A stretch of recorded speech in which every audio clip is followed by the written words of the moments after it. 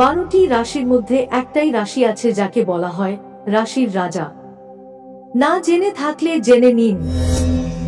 এই রাশির উপর শাসন করে সূর্য, আর সূর্য মানেই রাজা।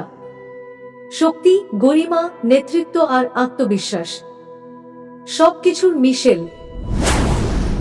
এরা নিজেরাই চলে না, অন্যদের চালায়। তাদের সামনে কেউ মাথা তুলে দাঁড়াতে পারে না।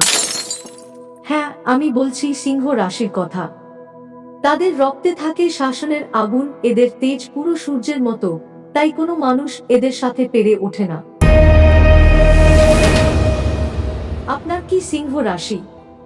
তাহলে কমেন্টে লিখুন আমি রাজা।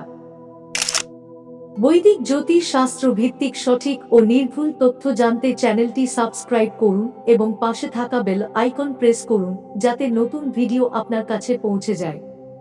আমার ও আপনার চ্যানেল চক্র ও চরিত্র।